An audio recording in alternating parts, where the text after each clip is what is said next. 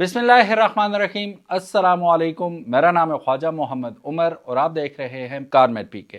Welcome back to yet another video. और आज की वीडियो बहुत ज़बरदस्त है काफ़ी हवालों से। सो गाइस, आज की वीडियो होने वाली है सुजुकी फ्रॉन्क्स के बारे में, जिसने काफ़ी तहलका मचाया पाकिस्तानी मार्केट के अंदर आते ही। लेकिन एक बात मैं आपको बता दूं, सुजुकी फ्रॉन्क्स जो है, मुझे जहाँ तक लगता है, अगर आप सुजुकी की हिस्ट्री देखते हैं तो जितनी भी बड़ी गाड़ियां लॉन्च की इन्होंने फ्लॉप हुई, लेकिन ये कुछ किस्मत बदलने वाली है सुजुकी की।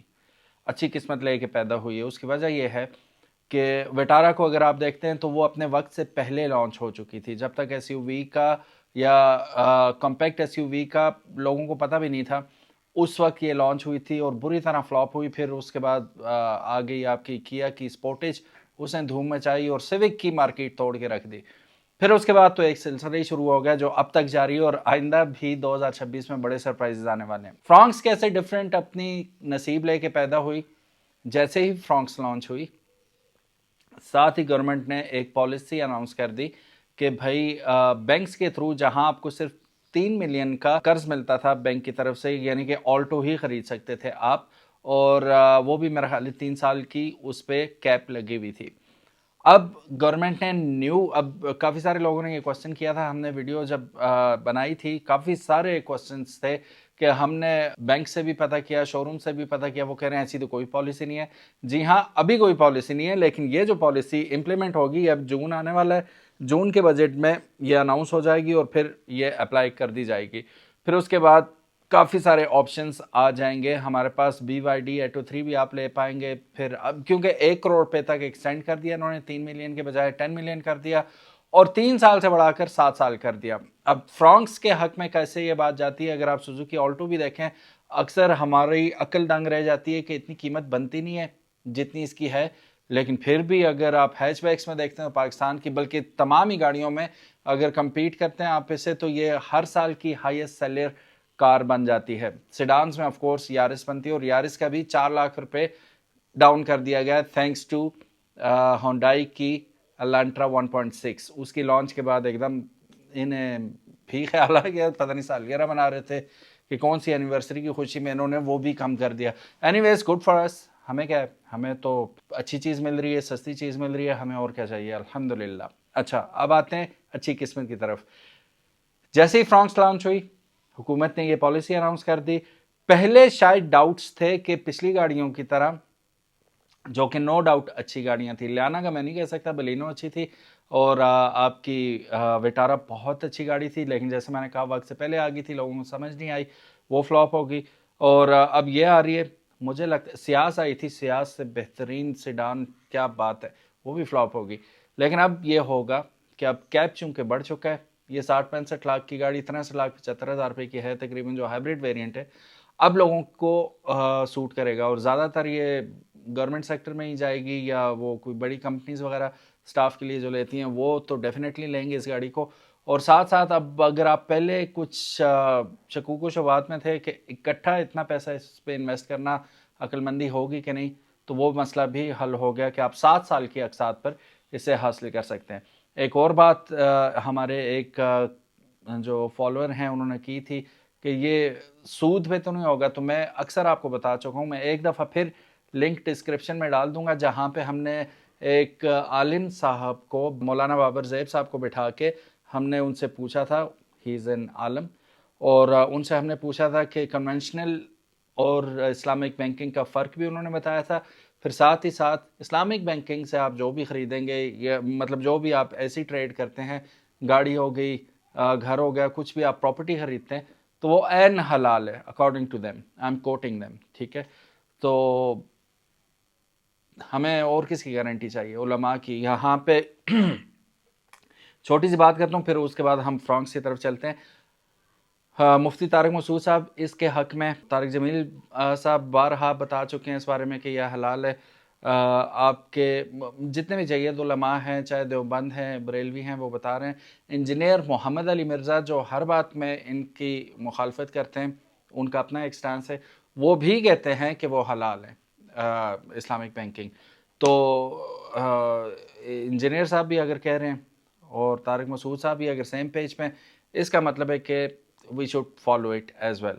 और सूद की तारीफ यही है कि पैसे पे पैसा सूद होता है, गंदम पे गंदम सूद होती है। जब प्रॉपर्टी चेंज हो जाती है, कमोडिटी चेंज हो जाती है, फिर वो सूद नहीं रहता। ठीक है, बाकी मुकम्मल वीडियो के लिए वो लिंक मौजूद है, आप वो जाके चेक कर लीजिएगा और बेफिक्र होकर इंशाल्लाह आप इस्लामिक बैंकिंग से ये गाड़ियाँ हासिल कर सकते हैं। अब आते हैं कि सुजुकी फ्रॉन्क्स कामयाब होगी कि नहीं। चलिए डालते हैं नज़र इस पे कि ये इसको ब्रेक डाउन करते हैं हम थोड़ा सा कि ये हमें पड़ेगी कितने में और कितनी अच्छी है या कितनी बुरी है, ये शहर के लिए और लॉन्ग रूट्स के लिए। एक और बात मैं यहाँ पे ऐड करता चलूँ, हमने इसका रेयर सीट का एक टेस्ट किया था जिसमें हनीफ भाई थे, उसामा थे और मैं था। उसमें हुआ ये कि ये XUV है। XUV होती ही छोटी है, ये आप समझ लें स्विफ्ट को उन्होंने थोड़ा सा ऊंचा कर दिया और थोड़ा सा खींच दिया तो ये XUV बन गई। XUV ना कॉम्पैक्ट SUV है ना पूरी तरह हैचबैक है, ये दरम्यान की नई एक कैटेगरी निकल आई। पीछे जगह कम है ही है। अभी हनीफ भाई का मसला नहीं है, वो है भी माशाल्लाह हेल्दी, लेकिन मेरा सवाल यह है कि अगर हनीफ भाई ही खरीद लेते हैं ये, तो हनीफ भाई तो तंग होंगे ही होंगे। और फिर ज़्यादातर लोग जितने भी होते हैं पंजाब में और हमारे KPK में भी मेरे जैसे ही होते हैं, थोड़े से मोटे, थोड़े से चौड़े, थोड़े से कुछ। मैं तो चलो अल्हम्दुलिल्लाह कुछ जिम जाता हूँ, कुछ है चौड़ा हो गया। जो मोटे लोग होते हैं ना वो ज़्यादा तंग होते हैं। ठीक है, और आप कोई ये भी कदम नहीं लगा सकते कि मेरी गाड़ी में सिर्फ पतले ही बैठेंगे या पतली औरतें ही बैठेंगी, ये ऐसा हो नहीं सकता। तो XUV लेते हुए आपने सोच समझ के लेना कि पीछे स्पेस क्रैम्प्ड है। Same case is with Kia Picanto जो है, उसमें भी बैक स्पेस बहुत कम है। फिर इसी तरह आप सॉरी वो CHR ले लें, CHR में भी पीछे बैक स्पेस बहुत बहुत कम है। तो it is what it is, लोग फिर भी खरीदते हैं। तो पीछे अगर हनीफ भाई और मेरे जैसा बंदा है तो दो ही बैठ सकते हैं, ये बात आपने जहन में रखनी है। फंस फंसा के बैठे तो बैठ सकते हैं, आप कॉम्प्रोमाइज़ कर लें, कोई इशू नहीं है। बहरहाल ये कि वो अगर आपने क्लिप नहीं देखा तो फेसबुक, इंस्टाग्राम और टिकटॉक पे मौजूद है, आप चेकआउट कर लीजिएगा, लाखों लोगों ने देखा है। फिर यही टेस्ट हमने चंगान एल्सन पे भी किया और सुजुकी स्विफ्ट में भी किया, जो निस्बतन थोड़ी ज़्यादा आपको स्पेस ऑफर करती हैं। चलिए बढ़ते हैं वीडियो की जानिब। सो गाइस, सुजुकी फ्रॉन्क्स का जो हाइब्रिड मॉडल है, क्या वो महंगा पेट्रोल बचा पाएगा? सुजुकी फ्रॉन्क्स के दो मुख्तलिफ इंजन ऑप्शंस आपको मिल जाते हैं इसके साथ। जहां GL वेरिएंट्स रवायती इंजन के हामिल हैं, वहीं GLX वेरिएंट में 1.5 लीटर स्मार्ट हाइब्रिड टेक्नोलॉजी इस्तेमाल की गई है। अब इसके ऊपर भी लोग कहते हैं कि यार नन्ही सी बैटरी आपने लगा दी है, सिग्नल पे रुकेगी तो बैटरी पे आ जाएगी, चलेगी, तो ये कितना एक बचाएगी पेट्रोल, जानते हैं। फी किलोमीटर खर्चा कौन सी गाड़ी सस्ती है? 2026 के पेट्रोल रेट के मुताबिक मुआवजा कर लेते हैं इसका। जो GL मैनुअल वेरिएंट है, अब मैनुअल वेरिएंट के बारे में लोग कह रहे हैं यार 60 लाख रुपए में मैनुअल गाड़ी स्टिल, तो मुझे नहीं लगता मैनुअल गाड़ी ज़्यादा बिकने वाली है इनकी। आपका क्या ख्याल है, कमेंट सेक्शन में ज़रूर बताइएगा। तो मैनुअल वेरिएंट जो है GL, वो 1.5 लीटर के 15B इंजन के साथ आता है और 15-16 किलोमीटर पर लीटर की ये आपको एवरेज देगा। और पर किलोमीटर खर्चा अगर आप देखें तो तकरीबन 25 से 26.5 रुपए तक ये आपको पड़ेगा। GL ऑटोमेटिक जो है, जो कि सेम इंजन शेयर कर रहा है, 1.5 लीटर K15B इंजन के साथ आता है, ये आपको 13 से 14 लीटर पर किलोमीटर देगा और ये 28 से तकरीबन 31 रुपए पर किलोमीटर आपको खर्चा पड़ जाएगा। GLX हाइब्रिड की अगर हम बात करते हैं, जिसमें 1.5 लीटर K15C SHVS इंजन इस्तेमाल किया गया है, यह आपको तकरीबन 17 से 19 किलोमीटर फी लीटर की माइलेज दे सकता है और जो इसका फी किलोमीटर खर्चा है वो सबसे कम है, 21 से 23.5 रुपए तक ये आपको पड़ेगा। हाइब्रिड मॉडल इस्तेमाल करने से पहले आपको आम ऑटोमेटिक के मुकाबले में हर किलोमीटर पर 5 से 7 रुपए की बचत होगी। लाहौर और कराची जैसे भारी ट्रैफिक वाले शहरों में यह बचत सालाना लाखों में की जा सकती है अगर आप इस गाड़ी को चला सकते हैं। मेंटेनेंस और सर्विस के अखराजात अगर आप देखेंगे तो फ्रॉन्क्स के पुर्जे सुजुकी स्विफ्ट से मिलते जुलते हैं, जो कि एक प्लस पॉइंट है। ताहम दरामदी महंगाई की वजह से सर्विस अब सस्ती नहीं रही, क्योंकि आप इंपोर्ट करते हैं ज़्यादातर चीज़ें। माइनर सर्विस आपकी हो जाएगी 12 से 18 हज़ार रुपये के दरमियान, क्योंकि अगर आप सुजुकी एक्स्ट्रा ऑयल की कीमत देखें तो तकरीबन 11 हज़ार रुपये तक वो भी पहुंच चुकी है। मेजर सर्विस 40 हज़ार किलोमीटर के बाद होती है, तो वो 35 से 45 हज़ार रुपये तक आपको पड़ जाएगी, क्योंकि इरिडियम प्लग्स पड़ेंगे उसके अंदर और फिल्टर पड़ेंगे जो कि ऑल्सो इम्पोर्टेड आइटम्स हैं। तो अच्छा, ये तो अभी के रेट्स हैं, 40,000 किलोमीटर पता नहीं आपका पूरा करेंगे तो उस वक्त रेट्स माइट बी डिफरेंट। फिर नई ऑटो पॉलिसी 2026 का फ़ायदा क्या होगा इसको?